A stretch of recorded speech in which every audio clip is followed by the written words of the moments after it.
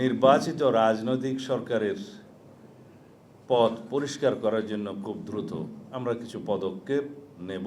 সেটাকে আপনারা সরকার আন্দোলনও বলতে পারেন, সমালোচনাও বলতে পারেন। অবশ্য মাননীয় প্রধান উপদেষ্টা মাঝে মধ্যেই বলেন যে আমরা বেশি বেশি করে যেন সমালোচনা করি, সরকার সঠিক পথে থাকে।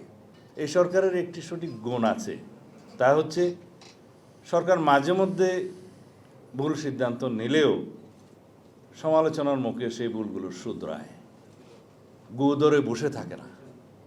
এবং সরকার যখন ভুল শুধরায় তখনই মনে করতে হবে এই সরকার জনগণের সরকার। সেই জন্য আমি আজকে এখানে কিছু কথা বলতে চাই।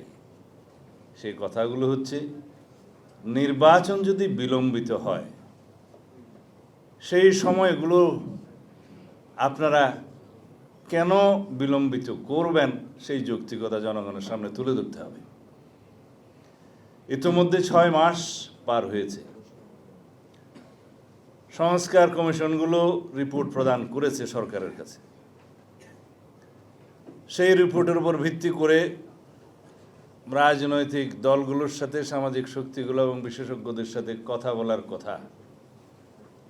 রিপোর্ট প্রদানের পরে প্রায় 14 দিন 15 দিন পার হয়ে গেছে, সেই উদ্যোগ অবশ্য এখনো দেখা যায়নি।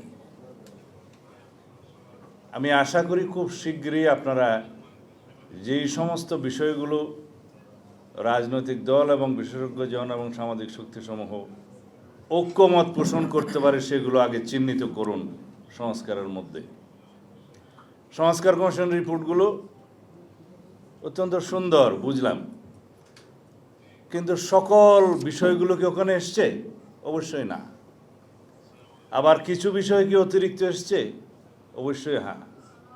আর কিছু বিষয় কি এসছে এরকম যেগুলো বাস্তবায়ন করা যাবে না, ইউটোপিয়ান আইডিয়াস, এবং যে সমস্ত বিষয়গুলো এসছে যে বাংলাদেশের রাজনৈতিক কালচারে এবং সামাজিক কালচারে যায় না, সেই বিষয়গুলো আমাদেরকে চিন্তা করতে হবে। কারণ যারা আপনারা সংস্কার কমিশনে বসছেন, আপনারাও ইনসান, মানুষ। আপনাদের যে সঠিক সকল বক্তব্য এবং রিকমেন্ডেশন 100% সঠিক হবে এমন কোনো নিশ্চয়তা অবশ্যই নাই। সেজন্যই আলোচনা।